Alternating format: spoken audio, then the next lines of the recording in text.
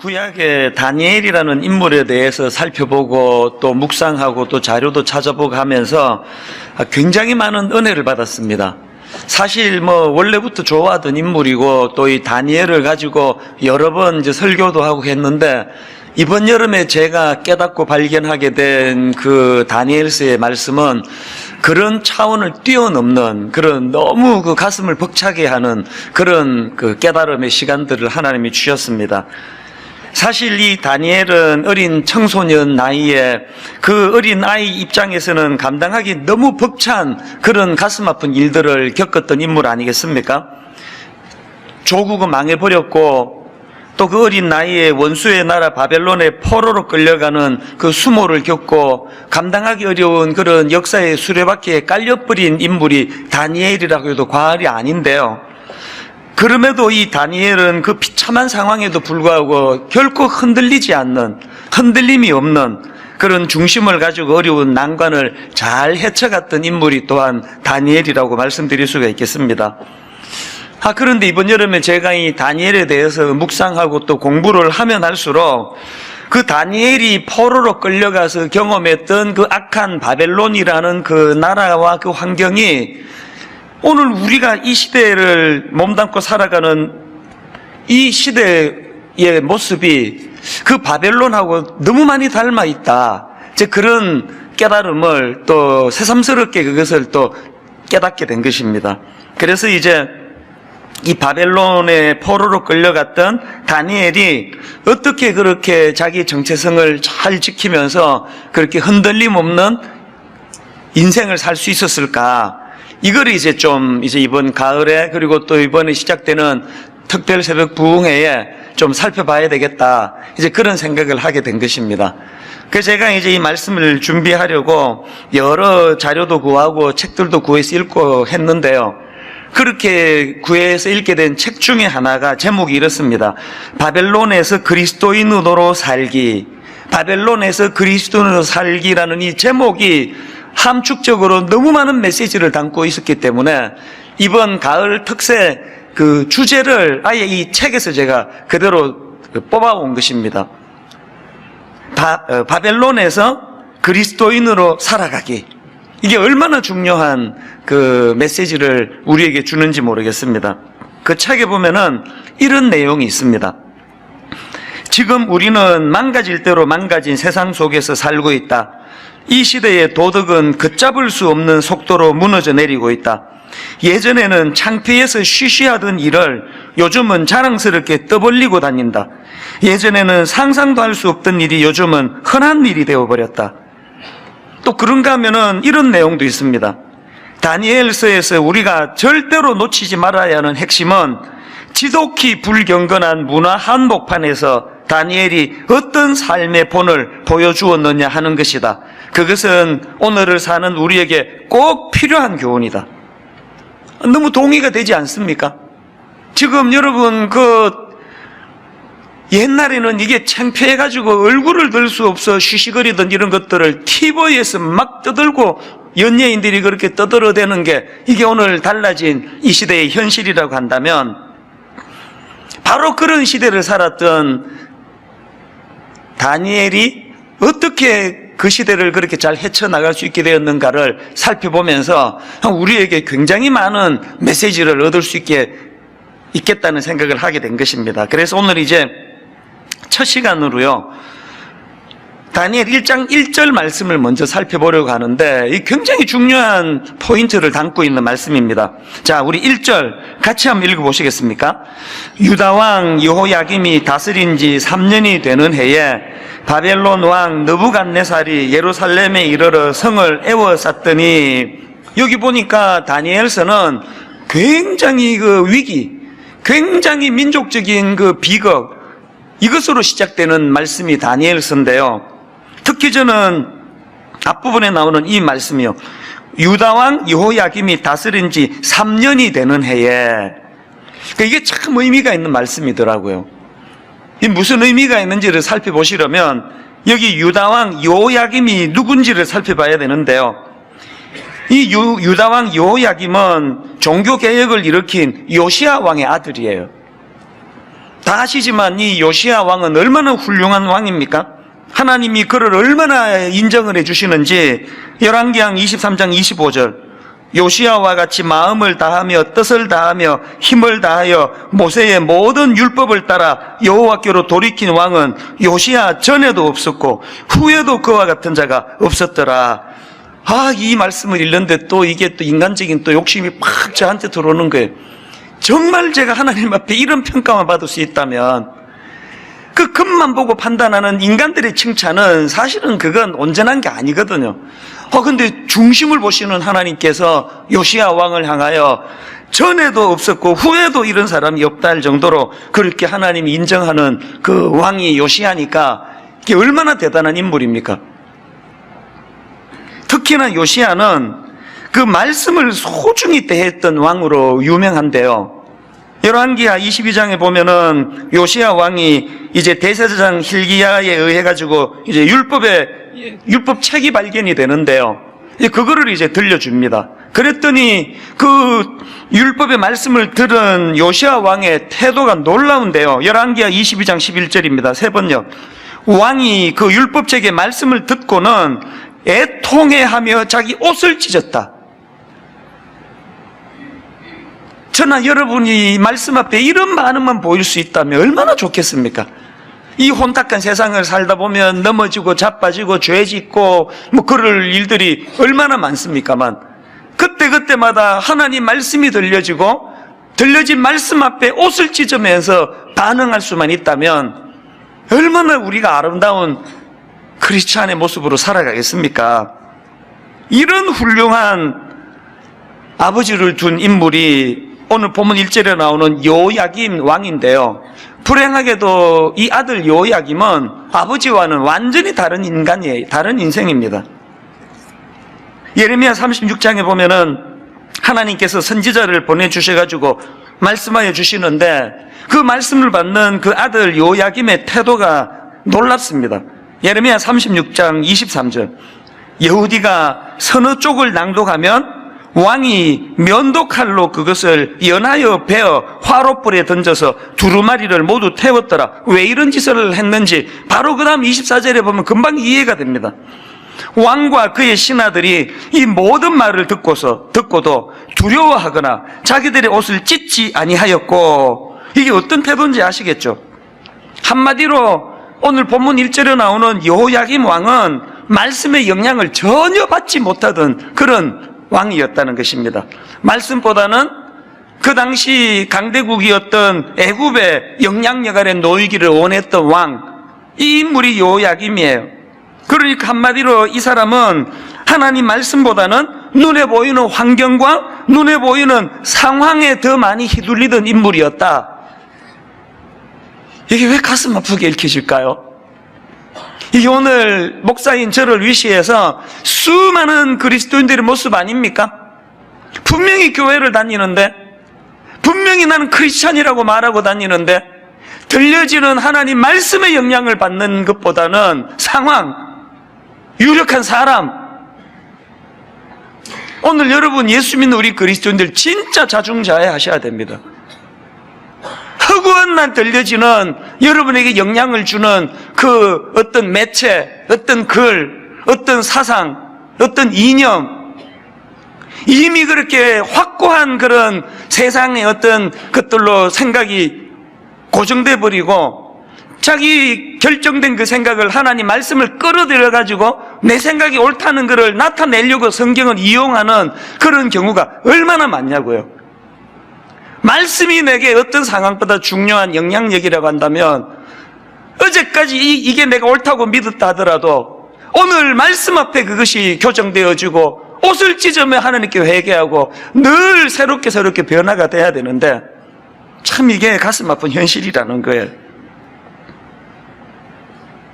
그러니까 오늘 본문 다니엘 1장 1절이 유다왕 여호야김이 다스린 지 3년이 되는 해에 이렇게 말씀을 시작하는 것은 왜 선민이라는 이스라엘 백성들이 그 악한 바벨론에게 나라가 빼앗기는 또 침략을 당하는 그런 수모를 겪게 됐는지를 상징적으로 말하는 거 아닙니까? 왕으로부터 시작해서 백성에 이르기까지 그 겉으로는 택한 백성이라는 긍지와 자부심으로 똘똘 뭉쳐 있지만 사실은 말씀의 영향을 받지 못하던, 하나님의 말씀을 멸시하던 그런 그들의 태도가 나라가 망해버리는 비참한 하나님의 징계로 나타났다는 것을 설명하는 표현이 바로 1절의 앞부분의 말씀이라는 것입니다. 저는 오늘부터 이 다니엘서를 살펴보려고 하는데요, 매해 이 말씀을 우리가 묵상할 때마다 스스로에게 되뇌이며 질문하기를 원합니다. 나는 누구의 영향력 아래 놓여있는 인생인가? 여러분 스스로 한번 생각해 보십시오. 여러분은 지금 무엇의 영향을 받고 있습니까? 여러분은 말씀이 선포될 때에 요시야처럼 자기 옷을 찢으며 애통해하는 그런 반응을 보이는 그리스도인입니까? 아니면 요야김처럼 면도칼로 말씀을 찢어가지고 화로불에 던져버리는, 오늘 우리 시대는요 설교의 홍수예요. 설교의 홍수. 그 뭐냐면 유튜브에 들어가도 막 설교가 막 어지러울 만큼 많고요, 뭐 핸드폰에서도 그 어떤 사람을 만났더니 내가 목사님 말씀을 내가 매일 저녁마다 듣는다고 그래서 내가 너무 기뻐서 흐뭇했더니 그 다음 말이 정말 웃겼습니다. 글쎄 목사님 말씀만 들으면 잠이 그렇게 잘 오네요. 잠 안 올 때마다 제 설교를 듣는데요, 잠 안 올 때 그 설교 듣는 거 나쁜 거 아니지만요, 우리가 말씀을 얼마나 많이 듣느냐가 문제가 아니라 그 들려진 말씀 앞에 내가 어떤 반응을 보이고 있는가. 다니엘서를 공부하는 동안에 여러분 이 1절이 우리에게 주는 메시지가 계속 질문으로 되뇌어지기를 바랍니다. 이제 다니엘과 관련한 얼마나 많은 교훈과 메시지를 하나님 주실 텐데요, 이제 오늘은 첫 시간으로 이제 이런 질문으로 이제 이 말씀을 풀어나가기를 원합니다. 아니 어떻게 다니엘은 그런 적국인 바벨론, 원수나라 바벨론 포로로 끌려가서도 흔들림 없는 견고한 그런 믿음의 사람의 모습을 유지할 수 있었는가? 이런 질문으로 제가 오늘 다니엘 1장을 살펴보니까요, 다니엘이 가졌던 그 두 가지 태도, 이 악한 세상을 향한 다니엘이 가졌던 두 가지 태도 혹은 두 가지 반응, 이 우리가 반드시 이것을 습득해야 될 그런 모습 두 가지가 있더라는 것입니다. 자, 여러분, 악한 세상을 향한 다니엘의 대응 두 가지. 첫 번째가 뭐냐? 하나님의 백성으로서의 자기 정체성 지키기. 자기 정체성, 이 아이덴티티를 지킨다, 내 정체성을 지킨다. 이게 얼마나 중요한 건지 모릅니다. 그런 맥락으로 본문을 보니까요, 다니엘 1장에 나오는 그 바벨론의, 그 악한 바벨론의 그 포로로 끌려왔던 사람들을 대상으로 한 포로 정책은 목표가 딱 하나예요. 바벨론 문화로 그들을 세뇌시키기. 목표가 딱 이거예요. 겉보기에 바벨론의 포로 정책이 세 가지였는데요, 잘 아시죠? 하나는 그 유능한 포로들을 잡아와가지고 바벨론의 언어와 문학을 가르치는 거였고요, 그런가 하면은 두 번째로, 참 이건 포로들에게 과분한 대우입니다. 왕의 음식과 포도주를 먹게 마시는 이런 유화 정책을 썼습니다. 자, 4절과 5절 한번 보십시오. 곧 흠이 없고 용모가 아름다우며 모든 지혜를 통찰하며 지식에 통찰하며 학문에 익숙하여 왕궁에 설만한 소년을 데려오게 하였고, 그 다음 보세요. 그들에게 갈대아 사람의 학문과 언어를 가르치게 하였고, 또 왕이 지정하여 그들에게 왕의 음식과 그가 마시는 포도주에서 날마다 쓸 것을 주어 3년을 기르게 하였으니, 굉장한 유화 정책이에요. 학문을 가르치고 왕의 음식을 먹게 만드는 그런 유화 정책을 썼는데요, 그렇게 한 의도가 뭐냐가 세 번째 정책에서 나타납니다. 세 번째 정책이 뭡니까? 이름을 바꾸게 하는 거예요. 일본도 우리에게 그런 짓을 저질렀는데요, 이름을 바꾸려는 거예요. 이게 왜 굉장한 의미를 가지고 있는 거냐? 7절을 한번 보시겠습니까? 황관장이 그들의 이름을 고쳐 다니엘은 벨드사살이라 하고, 하나냐는 사드락이라 하고, 미사엘은 메삭이라 하고, 아사랴는 아벳누고라 하였더라. 이게 왜 무서운 정책인가 하면은요, 그 이름의 뜻 때문이에요.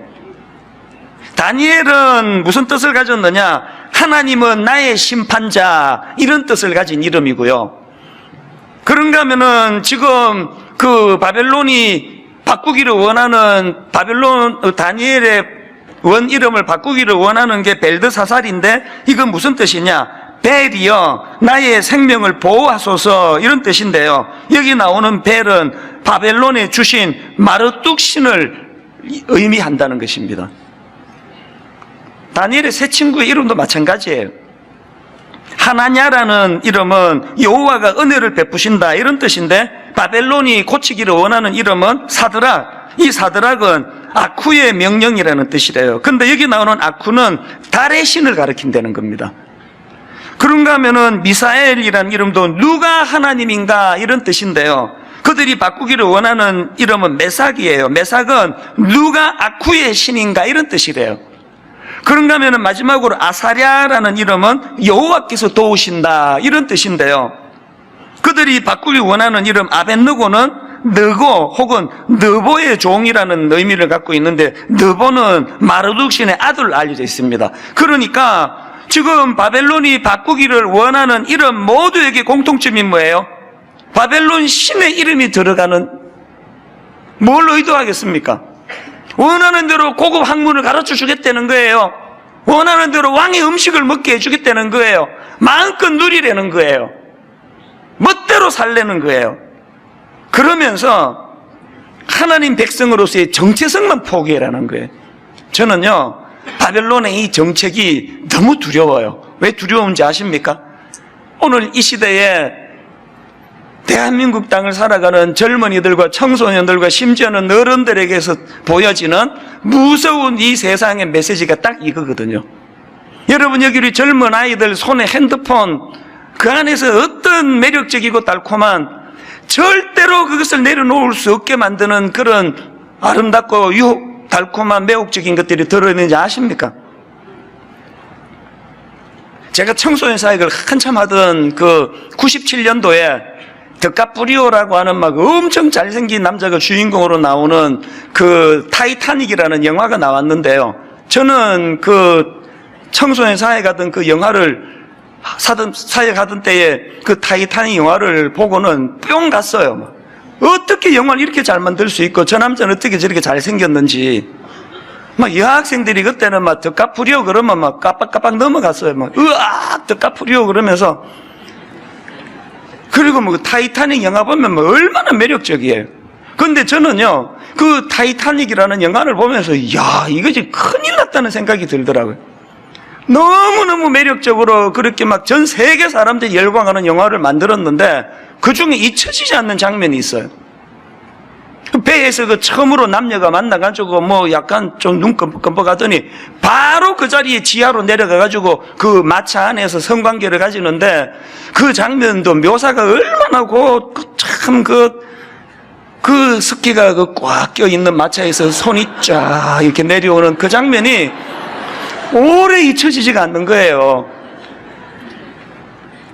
근데 그걸 보면서 아니 진짜 이네 큰일 났다.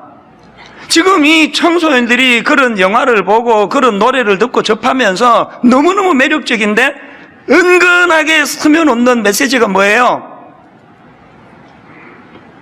하나님은 혼전 순결 뭐 이따위 소리를 하고 있는데 사랑하면은 바로 그 자리에서 사랑하면 바로 그날 마음껏 즐기고 마음껏 관계를 가지고 그것이 얼마나 아름다운지 못 느끼겠느냐?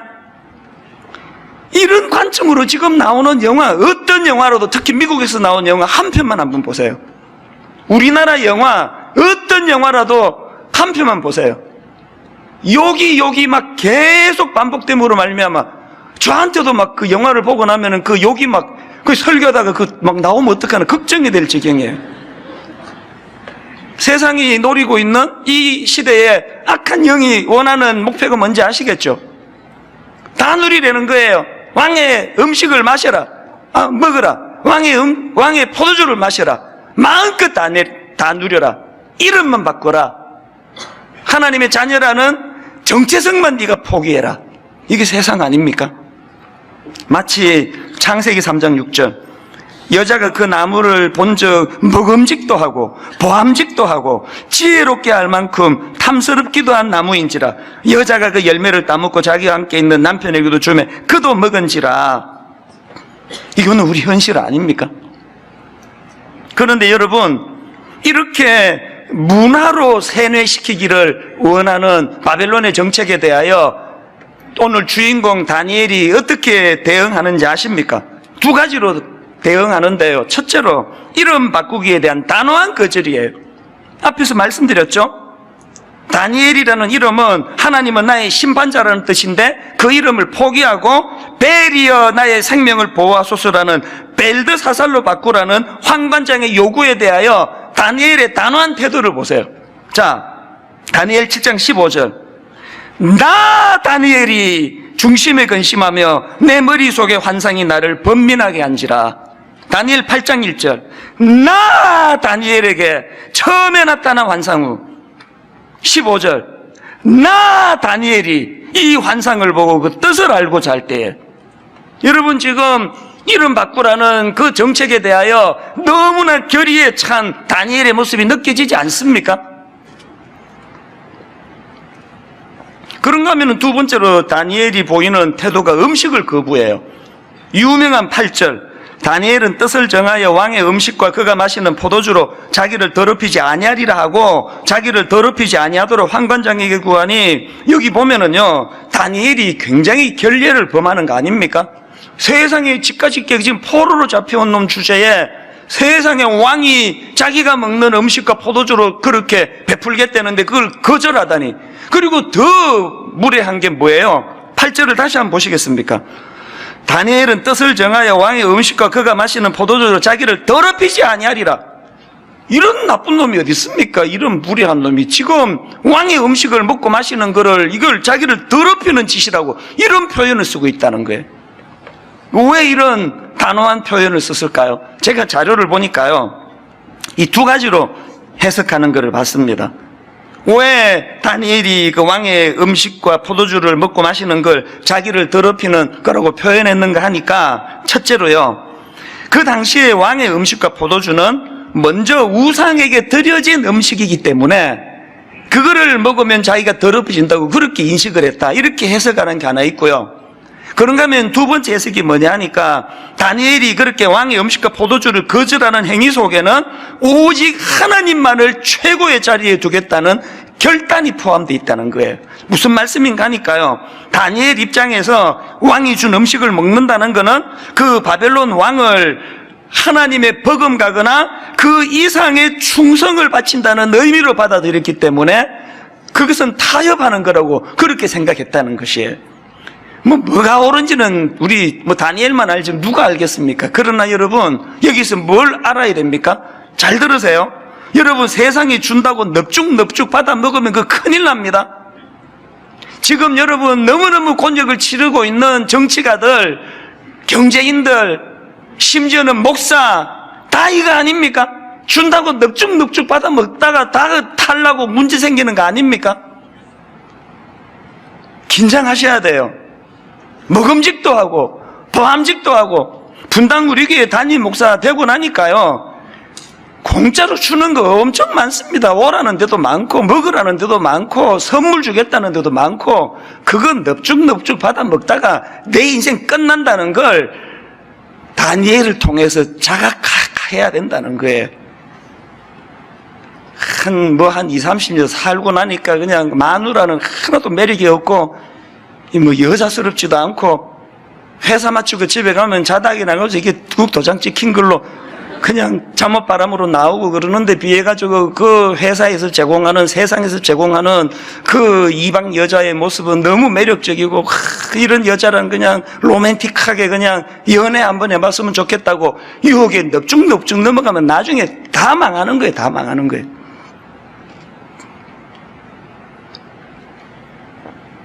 결국 세상은요, 우리에게서 빼앗아가고자 하는 하나예요. 그리스도인의 정체성, 그게 뭐가 중요하냐? 아이덴티티, 그거 엿 팔아먹어라. 그리고 왕의 음식으로, 왕의 포도주로 즐기고 누리고 살거라. 다니엘은 이걸 단호하게 거부했다는 거예요. 그런가 하면 두 번째로 다니엘이 어떻게 그렇게 혼란한 세상 속에서도 자기를 지킬 수 있었느냐? 그의 두 번째 대응은요, 적국에서도 하나님의 주권 인정하기예요. 제가 이 다니엘 1장을 묵상하면서 감동을 받는 게 뭐냐 하면은, 겉으로 보면은 다니엘 1장은 정복자 느부갓네살 왕의 영향력 아래에 있는 현실이에요. 그런데 다니엘서를 보면은 슬쩍슬쩍 끼워 넣는 메시지가 있는데요. 그게 뭔지 한번 보시겠습니까? 자, 우리 1절과 2절 같이 한번 읽어보실까요? 시작. 유다왕 여호야김이 다스린 지 3년이 되는 해에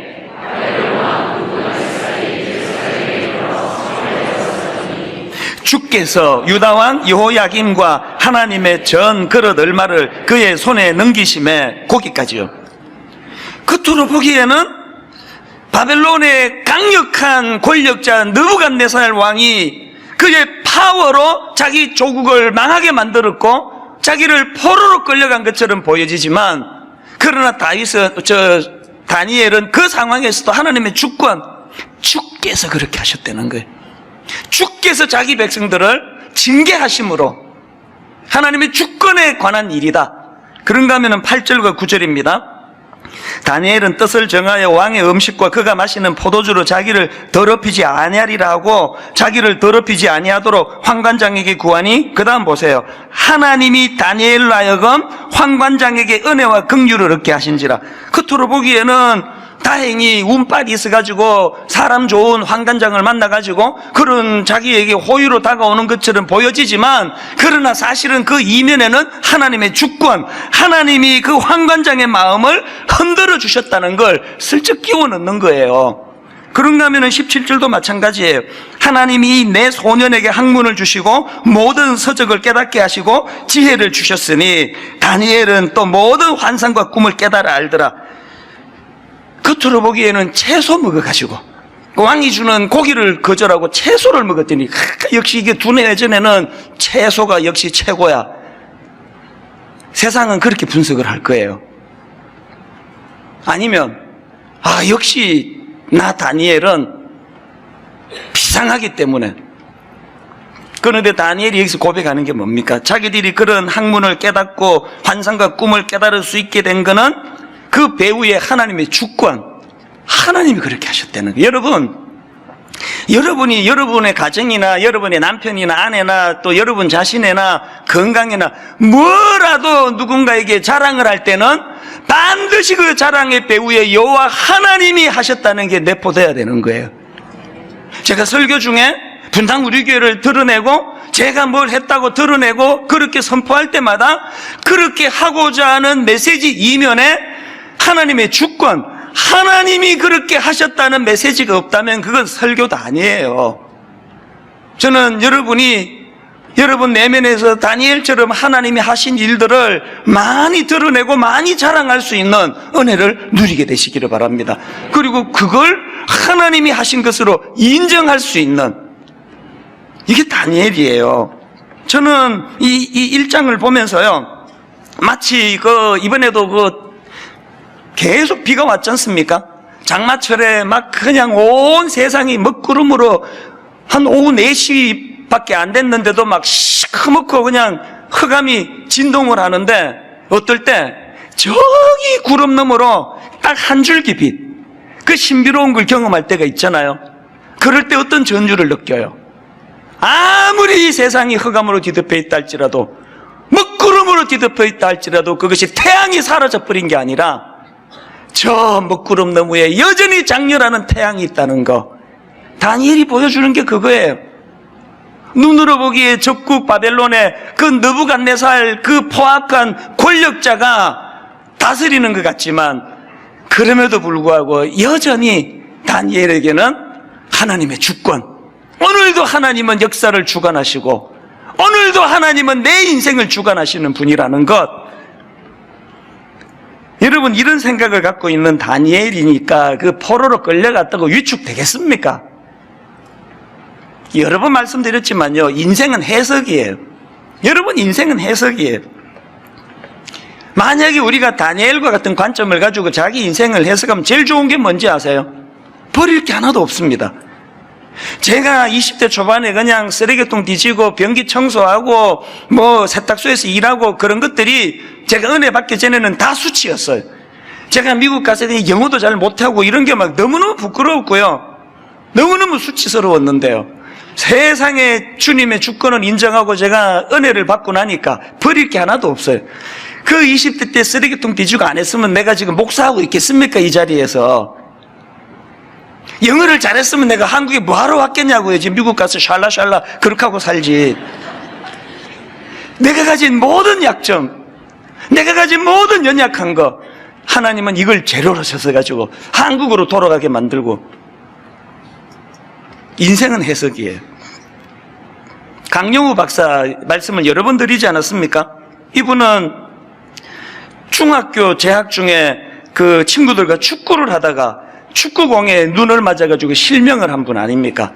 여러분, 날 때부터 실명을 하신 분도 고통이 크시겠지만 멀쩡히 두 눈 뜨고 다니다가 축구공에 맞아가지고 실명을 한 입장이니까 얼마나 절망적이었냐고. 근데 여러분이 강영우 박사가 어릴 때부터 믿음이 좋았대요.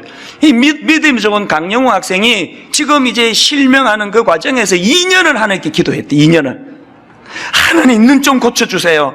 하나님 눈 좀 고쳐주세요. 결과 다 아시죠?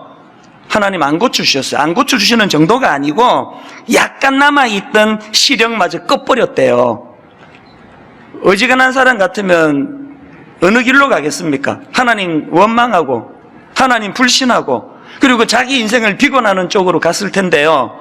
이 어린 강영우 학생은 그러질 않았습니다. 하나님의 주권을, 오늘 본문으로 말하면 다니엘이 가졌던 하나님의 주권을 이 어린 소년이 갖고 있었어요. 여기에 무슨 뜻이 있겠지? 그래가지고 여러분 그 중학교 때 점자를 배우기 시작했는데요. 몇 년 뒤겠습니까? 점자로 시험을 봤는데 우리나라 최초랍니다. 연세대학교 교육학과에 입학하고 더군다나 단과대 전체 수석을 차지하는, 그리고는 국비장학생으로 미국으로 유학을 가게 되고, 여러분 다 아시죠? 나중에 미국 연방 최고 공직 백악관 국가장애위원회 정책 차관보까지 가게 되는 어느 분 글에 보니까요, 이게 군대로 치면 별 4개급이래요. 그분이 쓴 책에 보니까요, 자기 인생을 되돌아보면서 이런 회고를 한 게 있더라고요. 내가 위기에 있었을 때 하나님이 만일 예스로 내 시력을 회복시켜 주셨다면 나는 아마 고작 노동자 정도로 인생을 끝냈을 것이다. 그런데 하나님은 나에게 시력 대신에 꿈을 주셨다. 여러분, 지금 이분이 그 노동자를 폄하하려고 이런 말을 한 거겠습니까? 포인트가 뭐예요? 완전한 절망. 그 완전한 절망 가운데서 일하시는 하나님, 꿈으로, 비전으로 다가와신 그 은혜가 너무 벅차니까 이런 고백을 하는 거 아닙니까? 저는 그 글을 보면서요, 앞에서 인용했던 그 책이요, 바벨론에서 그리스도인으로 살기, 거기에 한 구절이 떠올랐는데 명언이 하나 있습니다. 들어보세요. 다니엘은 자신과 국가에 닥친 모든 일을 하나님의 통치라는 렌즈로 바라보았다. 다시요. 다니엘은 자신과 국가에 닥친 모든 일을 하나님의 통치라는 렌즈로 바라보았다. 하나님의 통치라는 렌즈로 보니까 강영우 학생과 같이 그 시각을 잃어버리는 그 일을 통하여 하나님이 한쪽 문을 닫으실 때 또 다른 한쪽 문을 열어주시는 분이라는 신실한 하나님을 믿었기 때문에 오늘날의 모든 사람들이 존경하는 그런 놀라운 자리로 들어간 거 아닙니까? 결론을 이렇게 맺기 원합니다. 그 책에 보니까 또 이런 내용이 있더라고요. 여러분 스스로가 한번 돌아보며 들어보세요. 자, 이제 자신에게 물어보자. 나의 하나님은 얼마나 크신가? 솔직히 말해보자. 우리는 우리 하나님이 우리의 바벨론보다 작을까봐 두려워할 때가 얼마나 많았는가? 대놓고 말하지 않더라도 우리의 감정과 행동으로 그렇게 말할 때가 너무나 많지 않았는가? 여러분 반성하면서 이런 말씀을 되돌아보지만 그러나 절망할 필요는 없습니다. 왠지 아십니까? 우리의 희망이 어디에 있는지 아십니까? 비록 우리가 지금까지 말씀 앞에 요시야처럼 옷을 찢으며 회개하는 반응은 보이지 못했다 할지라도, 어쩌면 우리가 요야김처럼 말씀을 무시하고 면도칼을 그냥 면도칼로 말씀을 찢어 화로에 던지는 태도를 취하면서 말씀보다는 눈에 보이는 현실의 영향을 더 받고 살았다 할지라도 희망이 어디에서 나오는지 아십니까? 여전히 말씀하고 계시는 그 하나님, 그게 희망이 있습니다. 무슨 말씀이냐? 여호야김이 비록 강대국 애굽을 더 의지해가지고 하나님 말씀을 무시하고 면도칼로 베고 화롯불로 던지는 악한 짓을 저질렀지만, 그러나 여러분 예레미야 36장을 다시 보시겠습니까? 27절부터 한번 보십시오. 왕이 두루마리와 바룩이 예레미야의 입을 통해 기록한 말씀을 불사른 후에 그 다음 보세요. 여호와의 말씀이 예레미야에게 임하니라 이르시되 너는 다시 다른 두루마리를 가지고 유다의 여호야김 왕이 불사른 첫 두루마리의 모든 말을 기록하고. 전 너무너무 감동이 돼요. 여전히 말씀하신 하나님, 돌이키기만 하면은 자기가 불태워버린 그 말씀을 다시 기록해 하고 다시 들려주기를 원하시는 그 하나님, 이 하나님의 신실하심이 우리의 희망이 되는 줄로 믿습니다. 결론을 맺습니다. 우리 다시 시작하자고요. 이 악한 바벨론에서 위축되고 숨기고 아이덴티티 정체성을 잃어버리고 비굴하고 하나님의 주권은 보이지 않고 먹구름만 보이고 맨날 비관하고. 여러분 지금 제 설교에 좀 느껴지는 게 없습니까? 한 몇 주 제가 성대 결절 이것 때문에 소리 아낀다고 그냥 막 살살 얘기하고 그랬는데요. 완전히 바꾸기로 했어요. 이제 막 죽으라고 소리 지르고 주중에 또 약 먹고 또 고치고, 어떤 경우라도 말씀 전할 때 차라리 안 전하면 내가 쉬겠다 그러더라도 내가 말씀 전할 때만큼은 성대 때문에 위축되지 않고 말씀을 전해야 되겠다. 하나님의 도전을 주신 줄로 믿으시기를 바랍니다. 지금 믿는 우리가 살아가는 이 시대 현실이 마치 다니엘이 바벨론의 포로로 끌려가서 겪어야만 했던 그 많은 그 세뇌 교육과 가슴 아픈 이런 일들과 참 비슷하다는 거예요.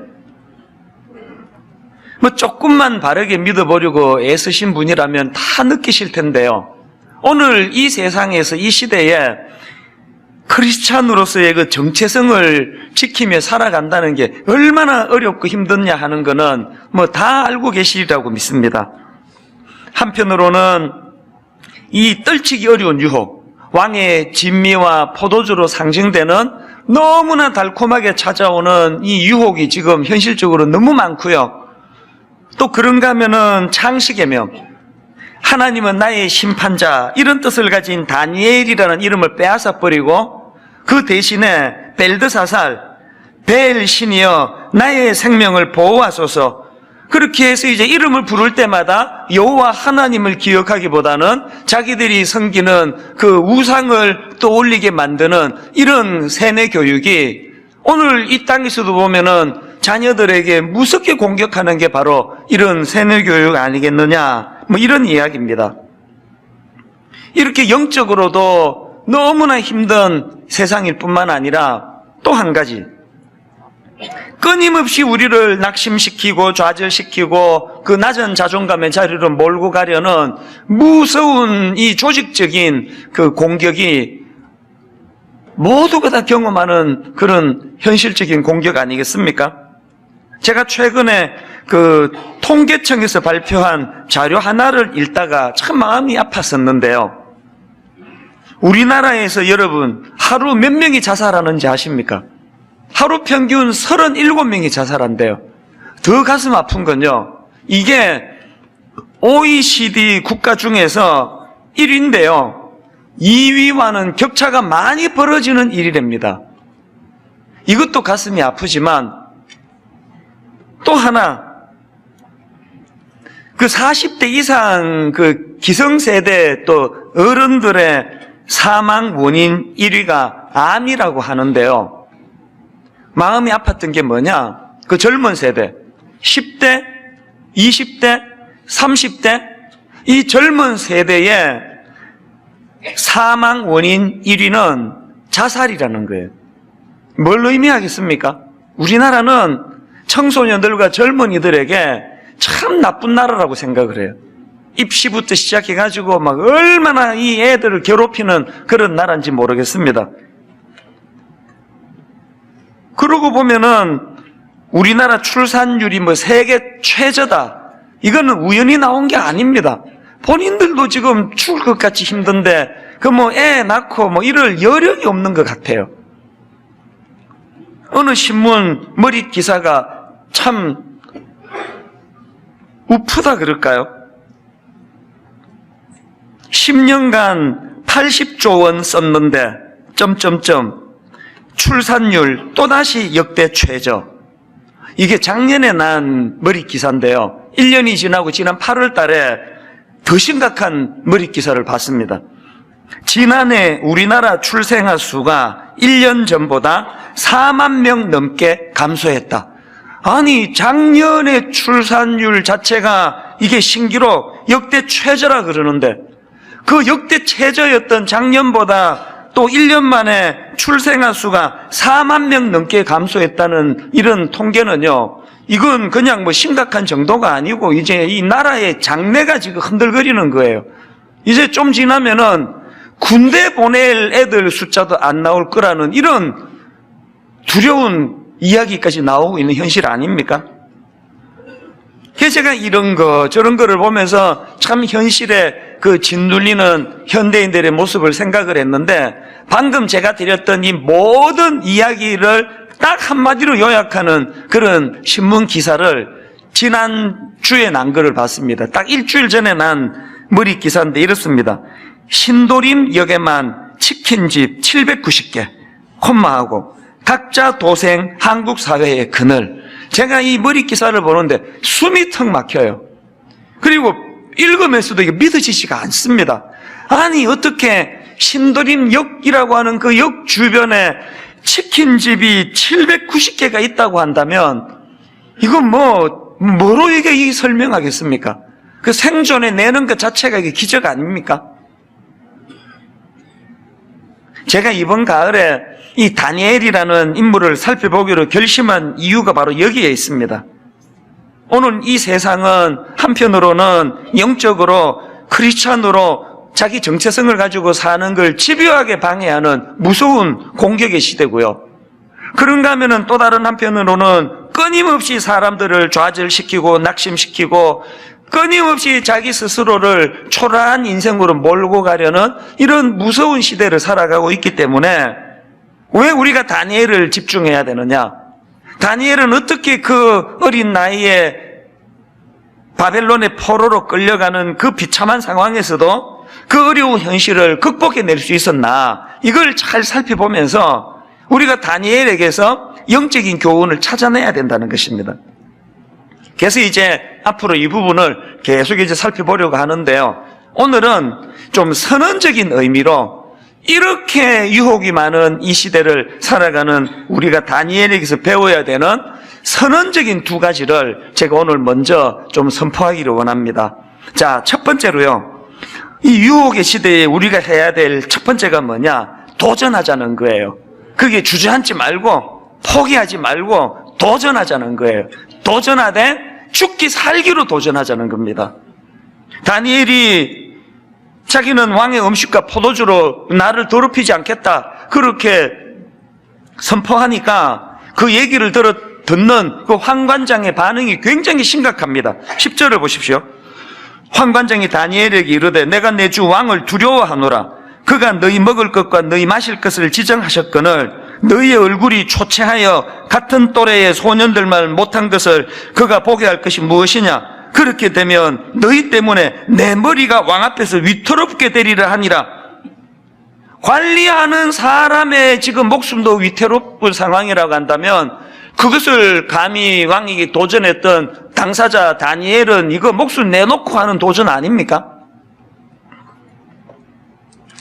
이런 무모한 다니엘의 도전은요, 6장에 가서도 계속되는 걸 볼 수 있는데 왕 말고 다른 신이나 사람들에게 뭘 구하는 사람은 사자굴에 집어넣겠다고 하는 조서가 선포되니까 바로 그 선포된 직후에 다니엘이 보인 행동은 여러분 몇 번이나 들었던 말씀입니다. 다니엘 6장 10절. 다니엘이 이 조수의 왕의 도장이 찍힌 것을 알고도 자기 집에 돌아가서는 윗방에 올라가 예루살렘으로 향한 창문을 열고 전에 하던 대로 하루 3번씩 무릎을 꿇고 기도하며 그의 하나님께 감사하였더라. 기도는 해야 되겠고 들키면 죽는데 창문 닫고 모기만한 소리로 그렇게 한 게 아니에요. 창문 열어젖히고 뭘 의미합니까? 죽기 살기로.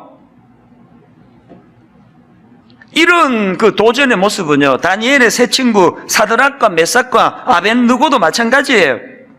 다니엘 3장에서 느부갓네살 왕이 이제 자기가 만든 금신상에 절하지 않으면은 불타는 화덕 속에 집어 던지겠다고 이런 위협을 가하는데, 그런 상황에서 세 친구들이 보인 반응을 보십시오. 다니엘 3장 17절 18절. 왕이여, 우리가 섬기는 하나님이 계시다면 우리를 맹렬히 타는 풀무불 가운데서 능히 건져내시겠고 왕의 손에서도 건져내시리이다. 그 다음 18절이 중요합니다. 그렇게 하지 아니하실지라도 왕이여, 우리가 왕의 신들을 섬기지도 아니하고 왕이 세우신 금신상에게 절하지도 아니할 줄을 아옵소서. 오늘 저나 여러분이 갖고 있는 문제점이 바로 여기에서 발견되는 거 아닙니까? 우리가 행하는 도전, 우리의 시도는 18절은 빼버리고 17절, 하나님이 도전하면 무조건 건져주신다, 무조건 도와주신다, 우리는 위기로부터 빠져나올 수 있다, 이런 것만 골라가지고 도전하는 게 우리 아닙니까? 다니엘의 도전은 그런 게 아니에요. 그리 아니하실지라도. 제가 우리나라에서 하는 신앙 간증이 문제가 많다고 느끼는 게 그거예요. 왜 모든 간증은 다 결과가 좋은 것만 간증하느냐고요. 그게 무슨 간증이에요? 그게 성공 사례담이지. 청년들에게는 맨날 도전하는 게 그거예요. 왜 니들은 맨날 그 물맷돌 얘기만 하느냐고. 그 물맷돌 던져가지고 다윗이 골리앗 이긴 게 그 본문에서 강조하는 포인트가 아니고, 그리고는 현실을 봐라. 다윗처럼 골리앗에게 덤볐다가 물맷돌로 골리앗 이기는 것보다 밟혀 죽는 경우가 훨씬 많다. 아닙니까? 여러분, 다윗이 골리앗에게 도전을 선포하는 거는 자기가 다윗에게 골리앗에게 도전장을 던지면 하나님이 반드시 자기를 이기게 하기 때문에 도전하는 게 아니라, 그렇게 하다가 죽는 한이 있어도 도전해야 하기 때문에 도전하는 거예요. 주일날 가게 문 닫았더니 토요일날 매상이 2배 올라가지고 그거 간증을 하고 있으면은, 그러면 주일날 가게 문 닫았다가 망한 그 사람들은 그건 어떡하라는 얘기예요. 주일날 가게 문 닫으면 토요일날 매상 2배로 올려줘서 가게 문 닫는 게 아니고 주일을 주일로 선포하기 위한 당위성이 있기 때문에 하는 거예요. 그리 아니하실지라도. 이거 쏙 빼놓고 나니까 도전할 게 있어야지, 도전할 게. 에스더 4장에 나오는 에스더라는 여성도 마찬가지 아닙니까? 하만의 유대민족 말살 정책으로 자기 민족이 위기를 당하니까 4장 16절에서의 선포를 보십시오. 당신은 가서 수산에 있는 유대인을 다 모으고 나를 위하여 금식하되 밤낮 3일을 먹지도 말고 마시지도 마소서. 나도 나의 시녀로 더불어 이렇게 금식한 후에 규례를 어기고 왕에게 나아가리니 죽으면 죽으리이다. 내가 이렇게 왕에게 선포하면 하나님이 반드시 나 살려준다, 이게 아니에요. 죽으면 죽으리라. 이런 가냘픈 여성의 그 놀라운 담대한 선포가, 도전이 그 위기를 만난 자기 민족을 구해내는 원동력이 되는 거 아닙니까? 마태복음 14장에 나오는 베드로도 마찬가지예요. 지금 풍랑을 만나가지고 막 제자들이 죽을 것 같은 고난에 빠져 있는데 예수님이 밤 사경에 건져주시려고 예수님이 나타나셨는데, 그 바보 같은 나머지 제자들은 주님을 보고 막 유령이다 그러면서 막 부들부들 떨고 막 소리 지르고 이러는데, 베드로가 얼마나 멋진 선포를 합니까? 마태복음 14장 28절에서 베드로가 대답하여 이르되 주여, 만일 주님이시거든 나를 명하사 물 위로 오라 하소서. 이게 왜 이렇게 내가 멋지게 보이느냐 하니까, 살려주세요 살려주세요가 아니에요. 그저 죽을 뻔하다가 살아나는 정도가 아니고 이 풍랑이, 이 고난이, 이 위기가 오히려 주님의 주님 되심이 선포되고 이 내가 겪는 이 아픈, 이 가슴 아픈 절망적인 일들이 예수 그리스도가 이 땅에 오신 하나님의 아들이라는 것을, 그 능력을 경험할 수 있는 계기로 삼고자 하는 도전 정신이 담겨 있으니까, 우리는 뭐 이 중에 거의 많은 분들은 아마 주님이 나타나도 유령이다 뭐 이러는 부류가 한 절반쯤 될 거고요. 또 그 중에 또 한 절반은, 한 3분의 1은 또 막 그저 믿음이 좀 좋다면은 금요일 날도 수요일 날도 새벽 기도 와가지고 맨날 하는 기도는 딱 하나예요. 살려주세요, 살려주세요, 살려주세요, 풍랑으로부터 살려주세요. 이 기도가 맨날 그런 거 아닙니까? 이번 다니엘을 같이 공부하면서 주님을 유령으로 알고 소리 지르는 것보다는 믿음이 좀 나아졌는데 거기서 만족하지 말고 한 걸음 더 나아가서 도전하자는 거예요. 그저 뭐 살려달라 살려달라 이런 소리만 하는 게 아니라, 하나님, 내가 겪고 있는 이 풍랑이, 내가 경험하는 이 고난이 오히려 하나님의 능력이 나타나고 주님의 주 되심을 선포하는 놀라운 기적의 현장이 되게 하여 주시옵소서. 이 도전 정신을 좀 회복하자는 거예요.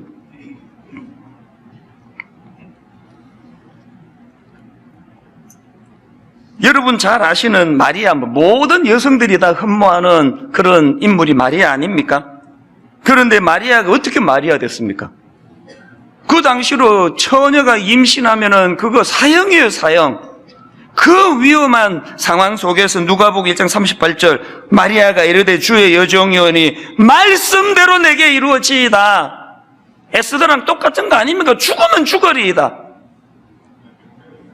내가 처녀인데도 임신하면 2000년이 지난 이 시대까지 다 나를 우러러 보기 때문에, 그리고 그냥 하나님이 배 다 가려주고 막 10달이 돼도 배 하나도 안 튀어나오도록 해주셔가지고, 그래서 내가 믿고 말씀대로 이루어지다가 아니에요. 그 일이 하나님이 100% 도와주실 것 같아서 순종하는 게 아니라, 위험해도 그 일에 당위성이 있기 때문에, 하나님이 원하시기 때문에 도전한 거예요. 오늘 이렇게 너무 비장하게 설교하면 여러분이 또 에이 저건 내 얘기도 아닌데 오늘 괜히 왔다 옆에 교회 갈 텐데 갔을 걸, 그럴까봐 제가 용기를 드리는 차원에서, 제가 우리 새 아이들에게, 우리 집에 그 아들 딸 이제 10대 20대 얘들에게 가끔씩 해주는 이야기가 뭐냐 하면요, 니들 작은 성취감이 필요하다. 작은 성취감. 이렇게 젊은이들에게 좌절과 낙심이 많은, 또 실패감이 많은 이 시대는 막 한 번에 10계단 뛰어넘는 이런 도전보다는 아주 작은 성취감, 작은 성취감을 할 수 있는 그런 도전을 계속 시도해라. 예를 들면은 뭐 스마트폰을 내가 하루에 이제 뭐 한 2시간만 줄이겠다. 혹은 뭐 일주일에 뭐 한낮을 내가 스마트폰을 쓰지 않겠다. 혹은 아무리 재밌는 게 많아도 나는 이제 1시 전에는 내가 잠자리에 들겠다. 아빠 이거 좀 체크해 주세요. 이런 걸 좀 시도해 보라고. 여러분, 이 작은 성취감을 우리가 맛봐야 되는 이것이 신앙생활에 얼마나 중요한지 하루아침에 여러분 보고 마리아가 되라, 에스더가 되라 그러면은 그게 누가 되겠습니까? 10계단 오르려 그러면 가랭이 찢어지죠. 그러니까요, 오늘부터 작은 성취감을 누리셔야 돼요, 신앙적으로. 그러고 보면 여러분들이 지금 저를 보면서 이 작은 성취감이 뭔지를 지금 이미 간접 경험하고 계시는 거예요.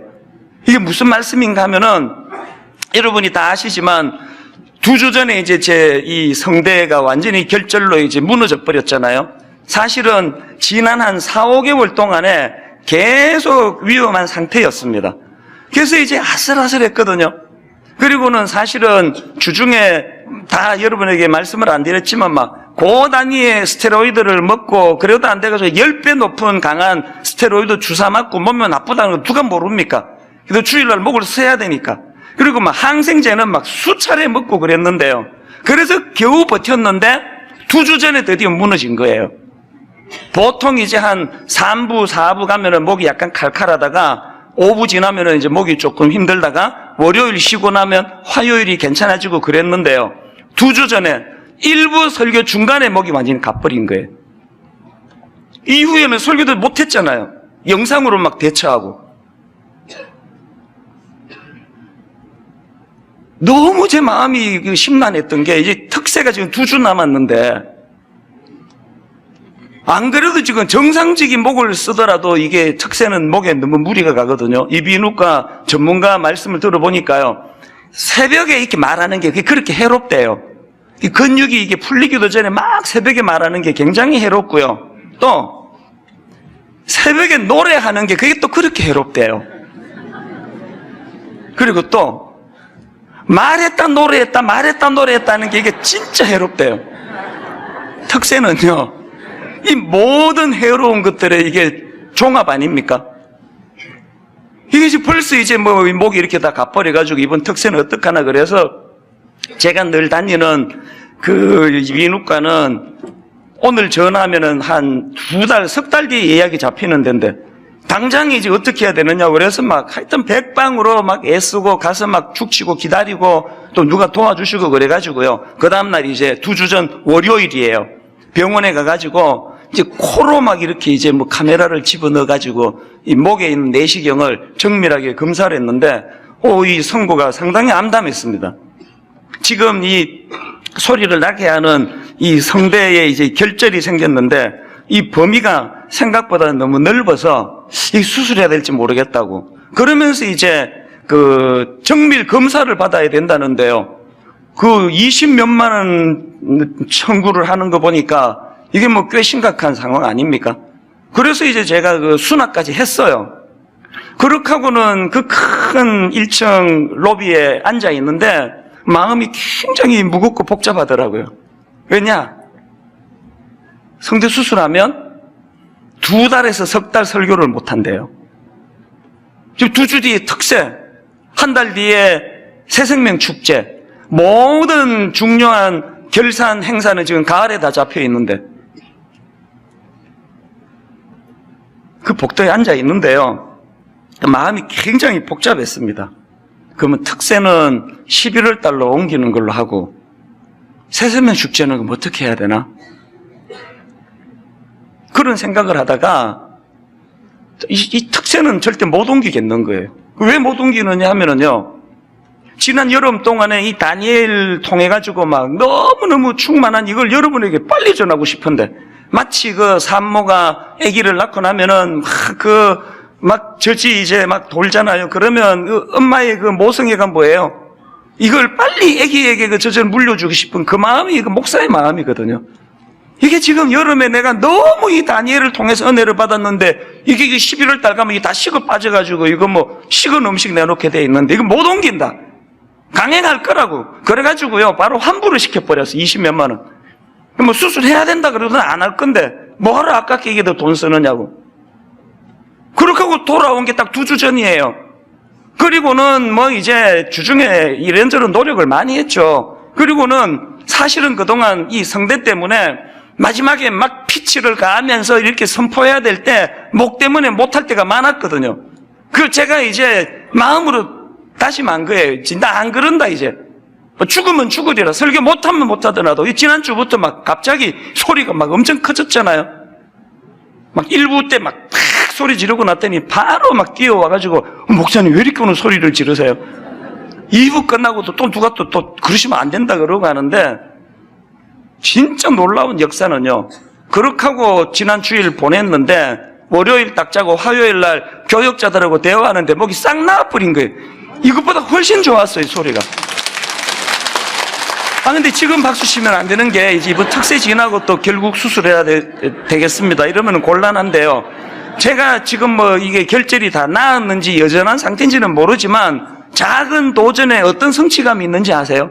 작은 도전의 성취감이 뭐냐? 내가 확신하는 것, 이제 내일부터 드릴 특별 새벽 부흥회에는 적어도 목소리 때문에 예배가 지장되는 일은 없겠다는 확신이 든 거 아닙니까? 작은 성취감이에요. 여러분 삶 속에서 막 우리가 다니엘과 같은 막 어마어마한 이런 어떤 기적은 경험하지 못한다 할지라도 일상 속에서 우리 작은 성취감, 작은 도전을 하고 그 작은 성취감, 저는 그런 누적된 작은 성취감이 참 많은 사람이에요. 이번 특세에 이런 작은 성취감이 여러분의 도전과 더불어 많이 경험되어지는 은혜가 있기를 바랍니다. 그런가 하면 두 번째로 이 유혹의 시대에 우리가 해야 될 게 하나 더 있는데 결단하라는 게 결단하라.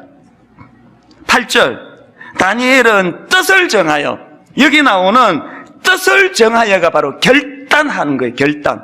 그래서 세 번역은 8절을 이렇게 번역합니다.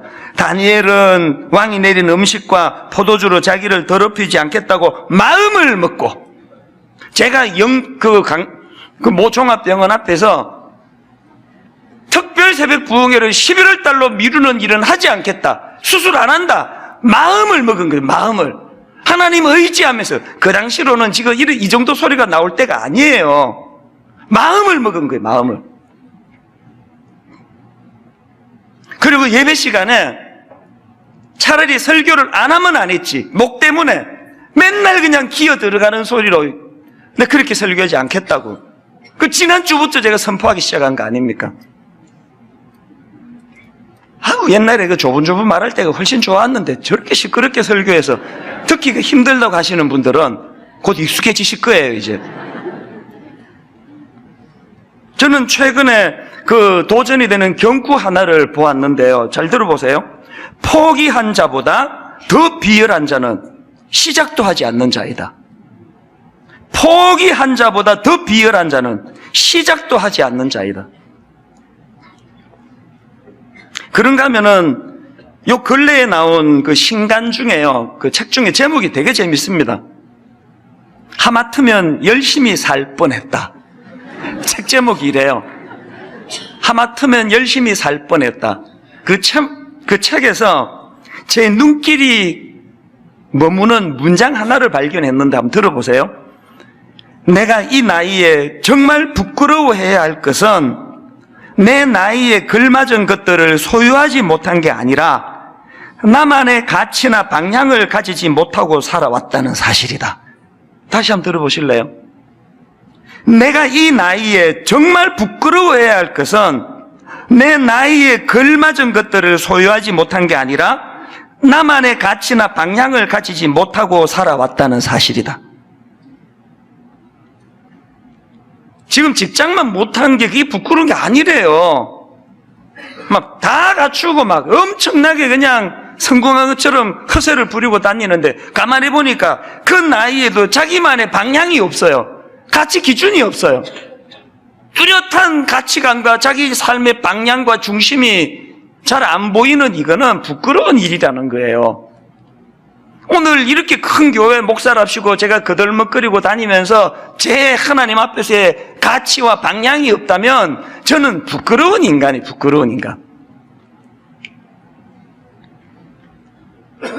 여러분 다니엘이 귀한 게 뭐예요? 그 어린 나이에 자기만의 뚜렷한 가치 방향, 뚜렷한 가치관, 누가 뭐래도 흔들리지 않는, 개가 100번 짖어봐라 기차는 간다, 자기 길을 가고 있는 이 다니엘이 우리가 배워야 될 모습 아닙니까? 저는 오늘 그 8절에서의 다니엘은 뜻을 정하여라고 하는 이 결단이 참 이게 능력이 있는 거구나, 이게 결단하고 선포하는 게 참 중요한 게요. 저도 최근에 그걸 경험해 봤습니다. 결단하는 거, 또 그걸 선포하는 거, 이 다니엘이 보여준 이게 얼마나 능력이 있는가를 저도 경험했는데요. 여러분이 다 아시지만 또 그리고 또 부러워하고 계시지만 제가 요 근래 6kg를 뺐거든요. 그리고는 이게 요요 현상도 잘 안 일어나요. 근데 이 6kg를 빼게 된 그 첫 출발을 전에 말씀드렸잖아요. 사무실로 우리 아끼는 후배 집사님 점심 같이 하자고 그렇게 오랜만에 불렀더니 이 홀쭉해가지고 왜 이러냐 그랬더니 자기가 근래에 다이어트 성공해 20kg를 뺐다고 하는 그 얘기 내가 도전을 받은 거거든요. 그리고는 이제 나도 하겠다고 그렇게 이제 마음 먹고는 그날 점심 때 이제 뷔페 식당 가서 배 터지게 먹고 마지막 만찬. 그리고는 저녁에 집에 가자마자 제가 한 게 선포예요. 옷도 안 갈아입고요. 막 큰 소리로 내 집사람 보고 여보 집에 있는 탄수화물 다 가져와. 그래가지고 막 쓰레기 봉지 두고요. 우리 집에는 그 애들이 셋이나 있기 때문에 뭐 과자, 탄수화물 막 엄청 많거든요. 다 버렸어요. 버리면서 계속 소리내서 선포했습니다. 그 집사람 들으라고 한 게 아니라 저 자신에게 한 선포예요. 오늘부터 우리 집에 탄수화물 없다. 모든 탄수화물 내가 다 버릴 거다. 나 이제 더 이상 안 먹는다. 선포했어요. 여러분 사실은요, 그 당시로 제가 탄수화물 중독이었거든요. 저녁을 배 터지게 먹고요, 맛동산 한 봉지를 안 먹으면은 저녁 내내 마음이 힘들었던 상태예요. 근데 맨날 우리 딸 보고 너 가서 새우깡 한 봉지만 사갖고 와라. 새우깡 한 봉지 사다 주면 내가 팁 줄게 막 그러면서 새우깡 사다 달라고 그 얼마나 애들이 귀찮아했는지 몰라요. 그러던 탄수화물 중독 상태였는데 그날 그 집사님 보고 결심하고는 바로 나한테 선포한 거예요. 그러면서 막 일부러 오버하면서 막 다 쓰레기통에 팍! 좀 아깝기는 했어요. 막 봉지채 막 버린 것도 있고 그래가지고 그렇게 다 버리고 나는 이제 오늘 이후로 탄수화물 더 이상 먹지 않을 거다. 당 종류 오늘 이후로 나는 다 끊을 것이다. 그렇게 딱 선포했는데 진짜 그게 능력이더라고요. 중독 증세를 보이던 저였는데 바로 그 다음 날부터 딱 끊어지게 된 줄 믿으시기를 바랍니다. 신앙도 마찬가지예요. 여러분 하나님 앞에서 여호수아 24장 15절을 오늘 선포해 보세요. 만일 여호와를 섬기는 것이 너희에게 좋지 않게 보이거든 너희 조상들이 강 저쪽에서 섬기던 신들이든지 또는 너희가 거주하는 땅에 있는 아무리 족속의 신들이든지 너희가 섬길 자를 오늘 선택하라. 그 다음 보세요. 오직 나와 내 집은 여호와를 섬기겠노라. 다니엘처럼 여호수아도 그렇게 결단하고 선포한 거거든요. 그랬더니 이후에 그 여호수아가 가나안 땅에서 맞닥뜨려야 했던 수많은 우상들 그 득실거리는 땅에서도 흔들림 없는 삶을 살게 된 거 아닙니까? 한번 오늘 저를 따라 한번 선포해 보시기 바랍니다. 오직 나와 내 집은 오직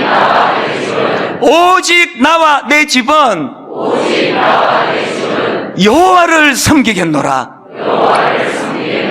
오늘의 이 선포가 여러분에게 작은 성취감을 주는 능력이 될 줄로 믿습니다.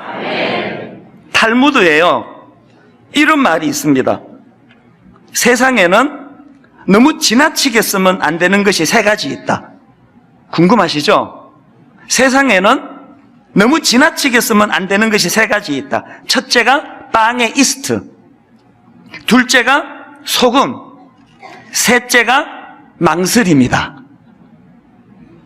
결단의 중요성을 이야기하는 거 아니겠습니까? 여러분 이렇게 오늘 나와 내 집은 여호와를 섬기겠노라 이렇게 선포를 하시면서 하셔야 될 게 하나 더 있는데요, 하나님의 주권을 인정하는 거예요. 지난주 말씀드렸죠? 다니엘 1장 1절 유다왕 여호야김이 다스린 지 3년이 되는 해에 바벨론 왕 느부갓네살이 예루살렘에 이르러 성을 에워쌌더니, 여러분 이건 역사를 풀어선 객관적인 서술이에요. 인생은 두 종류예요. 1절만 있는 인생, 팩트만 보는 인생. 다니엘은 두 종류의 사람인데요, 1절에만 머물지 아니하고 2절로 연결했던 인물이에요. 2절이 뭡니까? 주께서 유다왕 여호야김과 하나님의 전거릇 얼마를 그의 손에 넘기심에 눈으로 보기에는 여호와 하나님이 패배한 것 같아요. 눈으로 보기에는 선민 이스라엘 유다 백성이 패배한 것 같아요. 눈에 보이는 1절에만 머물지 아니하고 이 끔찍한 실패 속에서도 일하고 계시는 하나님의 주권, 그 주권을 믿는 사람에게는 도전할 수 있는 담대함이 나오는 줄 믿습니다. 결론을 맺으면서요, 영화 이야기 하나만 해드리고 말씀을 마칠게요. 2015년도에 개봉한 암살이라고 하는 그 영화는 저에게 많은 느낌을, 깨달음을 주게 한 영화인데요, 저는 그 영화의 맨 마지막 장면을 잊을 수가 없습니다. 그 영화는 일제강점기 1933년도를 배경으로 하는데요, 대한민국 임시정부 독립운동가들의 활약을 그린 영화예요. 거기에 이제 주인공 역할로 이정재 씨라고 이제 기억을 하는데요, 그 이정재 씨가 맡았던 그 주인공이 누구냐, 염석진이라는 인물인데, 이분은 청년 시절부터 독립운동을 했던 분이에요. 그런데 이 염석진이라는 분의 비극이 뭐냐 하면은 중간에 변절을 합니다. 사실 여러분 그렇게 젊을 때부터 독립운동가로 살아간다는 건 목숨 내놓고 하는 거니까 얼마나 두렵고 힘들었겠냐고요. 도중에 이 사람이 변절을 해가지고 이제 오히려 이제 일본 일제에다가 독립군 명단을 이제 흘려보내주고 이런 이중 간첩 같은 짓을 해요. 그러다가 이제 이 염석진이 나중에 이제 들통이 나는데요. 맨 마지막에 처형을 당합니다. 여자 주인공, 여자 독립운동가가 이 염석진을 처형을 하는데요. 그 여자 독립운동가 주인공이 마지막으로 이 염석진에게 총을 겨누면서 이런 질문을, 가슴 아픈 질문을 던져요. 그때 왜 동지들을 배신했어? 자기랑도 함께 독립운동하던 그 동지였으니까 그를 처형하는 이 여성 운동가의 마음이 얼마나 힘들었겠냐고. 그래서 이제 원망하듯이 그렇게 질문한 거예요. 그때 왜 동지들을 배신했어? 이 질문에 대한 염석진의 그 대사가 저는 잊혀지지가 않아요. 이렇게 이야기하더라고요. 해방이 이렇게 빨리 올 줄 몰랐지. 해방이 이렇게 빨리 올지 몰랐지. 그러면서 그 다음에 절규하듯이 내뱉는 세 마디 말이 3년이 지난 지금까지도 저에게는 마음에 자리 잡고 있는 멘트예요. 몰랐으니까, 해방될 줄 몰랐으니까, 알았으면 그랬겠나? 목사인 제가 이 대사가 왜 잊혀지지 않을까요? 이 땅에 다시 오실 예수 그리스도 마라나타 꿈꾸면서 참 희망이라고는 눈 씻고 봐도 없는 그 상해에 독립운동하던 사람들처럼 이 악한 바벨론 같은 시대의 신앙생활은 우리지만 우리가 꿈꾸며 사는 그 마라나타 아닙니까? 그러다가 변절하고, 그러다가 무너지고, 그러다가 타락하고, 우주의 종말이 오든 내 개인의 종말이 오든 반드시 오는 건 종말인데, 여러분 내 인생의 마지막 날 이렇게 말하지 않기를 원합니다. 해방이 이렇게 빨리 올 줄 몰랐지. 내 개인의 종말이 이렇게 빨리 올 줄 몰랐지. 몰랐으니까, 해방될 줄 몰랐으니까 알았으면 그랬겠나.